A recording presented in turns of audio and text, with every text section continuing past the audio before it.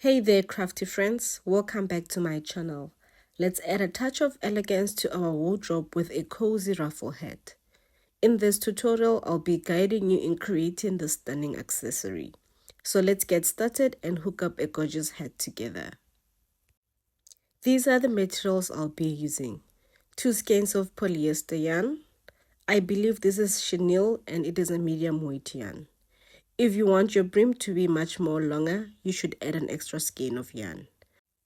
The information on this wrapper recommends one to use a size 6 or a 7mm crochet hook. I'll be working with a 6.5mm hook. The other materials I'll be using are a stitch marker, a pair of scissors, tapestry needle, as well as a measuring tape. Starting off, I'm going to make a magic circle.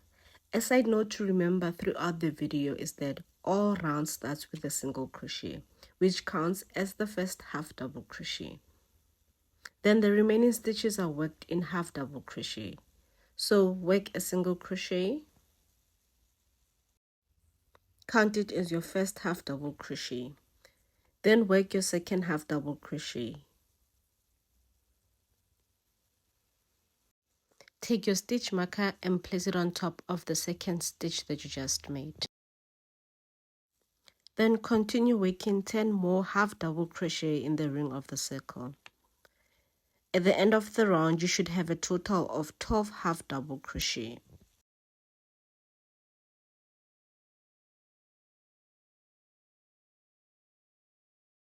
Don't forget to recount your stitches. This will ensure that you do have a corresponding number of stitches that you're supposed to have on that specific round. Now that you have your 12 half double crochets, insert your hook on the top stitch of that second half double crochet or where we've placed the stitch marker and make a slip stitch to close off the round.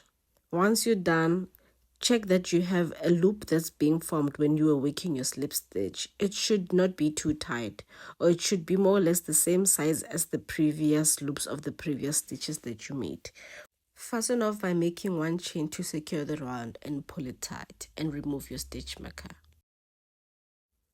Before we jump to the second round, do a yarn center pull and close off the magic circle.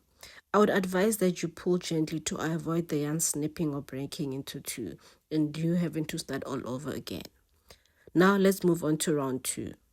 Start in the same loop that we closed off or where the stitch marker was placed. Do a single crochet and into the very same stitch do a half double crochet. So for the first stitch, you always do a single crochet. Then take your stitch marker and place it on top of that second half double crochet that you just did. Then move on to the next stitch and place 2 half double crochets in it. You should have a total of 24 half double crochet by the end of this round. So the next stitch, you do 2 half double crochet in it. So continue up until the end of the round. So I have 24 half double crochet, so I'm going to do the slip stitch into the second half double crochet or by the stitch marker. Then that loop should be formed that's equivalent to the same sizes as the other loops. So when you're done, chain 1 and pull it tight to fasten off the round. Then remove your stitch marker and we are going to jump into doing the third round. Do your single crochet and then do a half double crochet into the same stitch. Take your stitch marker and put it on top of that second half double crochet. Then we are going to do 1 half double crochet in the next stitch, and then we're going to do an increase in the following stitch. 1 double crochet in the next stitch, then the following stitch will be 2 double crochet in that same stitch, which is equivalent to an increase. So you continue working in this very same sequence until we meet at the end of the round. When you reach the end, make sure that you have 36 half double crochets. So I'm done. Then I'm going to work my slip stitch by the stitch marker, then do 1 chain to fasten off tight. Now let's go to the fourth and last round of the base. Remove your stitch marker and do a single crochet. then followed by a half double crochet in the next stitch.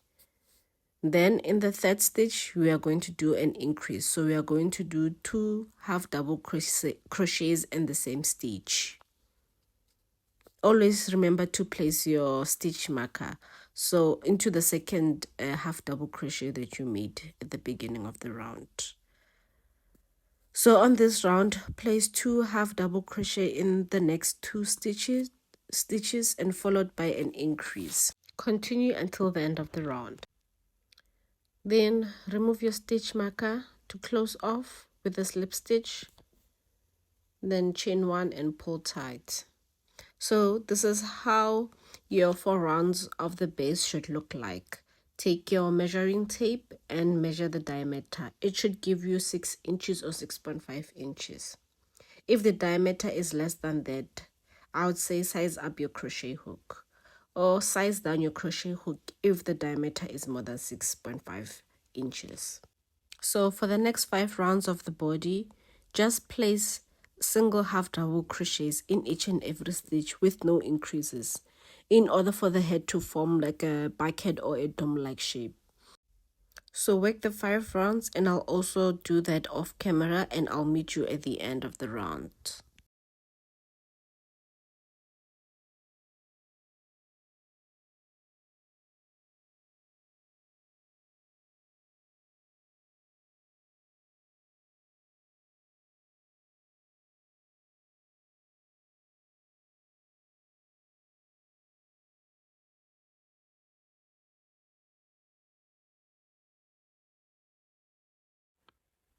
So close off your 5th round, chain 1 to fasten off.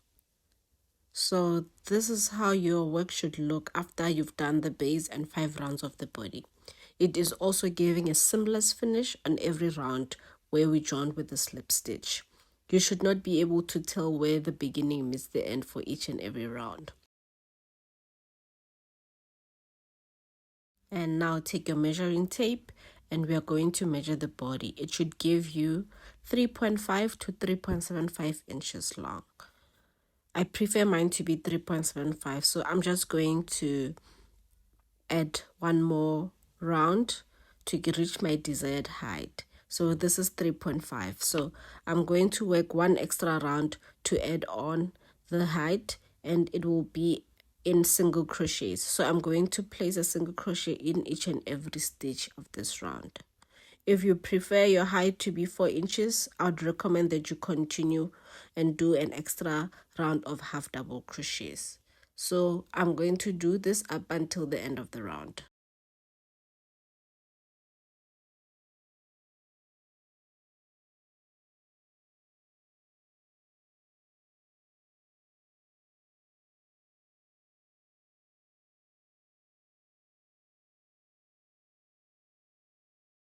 So remove your stitch marker and close off the round like we did in the previous rounds.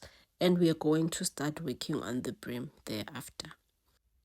So for the ruffles, we are going to do 3 rounds of that, and they'll be worked in double crochets and not in half double crochets this time. So the first round will be worked in the front loop only. So here we have the back loop, and that's not where we are going to work. We are going to work here in the front loop in this whole round.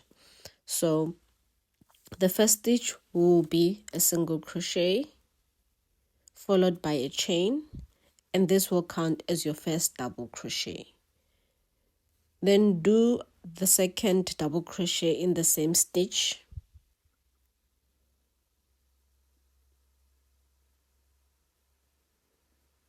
Then take your stitch marker and place it on top of that second double crochet. And then in the very same stitch, you're going to work your third double crochet.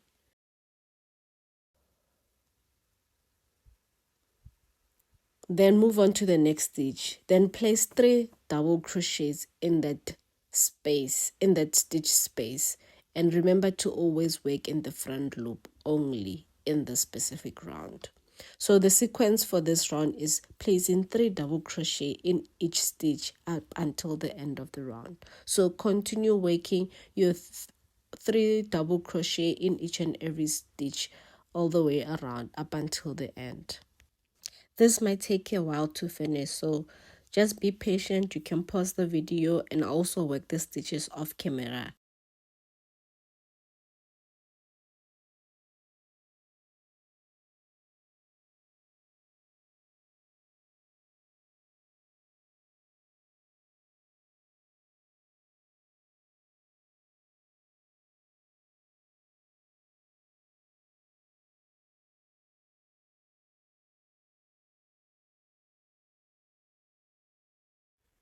So we've reached the end of the first round of the ruffles.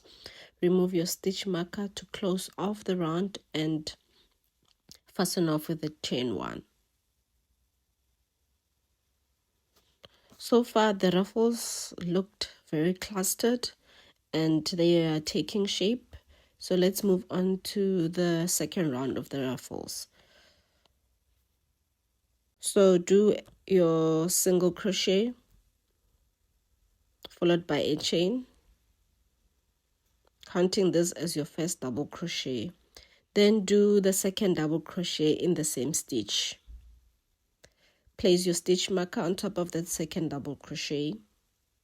Then when you're done, we're going to move on to the next stitch. Onto the next stitch, you're going to place 2 double crochet. And then the third stitch, you're going to place 1 double crochet. So follow the same sequence of doing 2 increases and then followed by a double crochet. So you're going to do 2 separate increases, and then in the third stitch you're going to do 1 double crochet. So continue following that sequence up until the end of the round.